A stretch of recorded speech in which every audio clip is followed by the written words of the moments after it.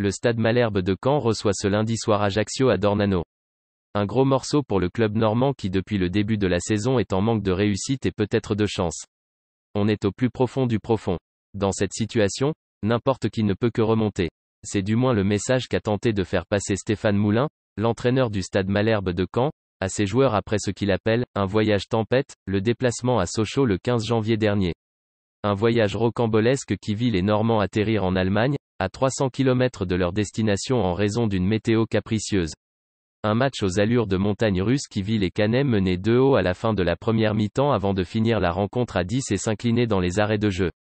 J'ai dit aux joueurs, vu ce qui nous est arrivé, on doit être blindé aujourd'hui. Ça doit nous rendre plus forts. On a failli réaliser un exploit. Avant d'aller là-bas, tout le monde pensait qu'on allait se faire exploser.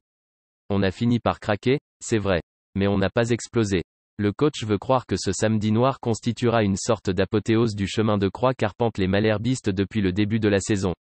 On ne peut pas être noir comme ça tout le long de la saison. Ce n'est pas possible. Il n'y a pas de raison rationnelle qui peut expliquer ce qui nous arrive. Les garçons s'accrochent, car les premiers mois ont été marqués par de nombreuses blessures, privant l'effectif de certaines de ses forces les plus vives. Les autres ont beau donner le meilleur d'eux-mêmes, les garçons s'accrochent, c'est une chose que je ne peux pas leur reprocher. Il y a une hiérarchie dans un effectif et s'il y a une hiérarchie c'est qu'il y a une raison, commente Stéphane Moulin, qui confesse son impatience de pouvoir utiliser la totalité de nos forces, tous ensemble. Je n'ai pas pu le faire encore. On arrive à la 22e journée. Le numéro 2 de Ligue 2.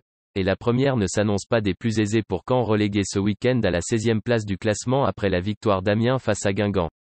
Car Ajaccio, c'est une équipe qui maîtrise parfaitement son système de jeu sur le plan défensif et qui punit l'adversaire de manière très froide sur les moindres situations qu'elle se procure. On n'a pas 41 points au bout de 20 journées par hasard. Et pour affronter le deuxième du championnat de Ligue 2, le club normand doit encore composer avec plusieurs absents, Abdi, à la canne, Dacosta, suspendu, Jeannot, Chahiri et Teike.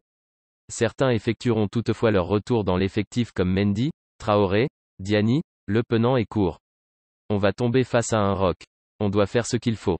Et après, il faut qu'on sente les bonnes énergies autour de nous pour qu'on arrive à surpasser, dépasser tous les problèmes qu'on peut rencontrer, prévient Stéphane Moulin.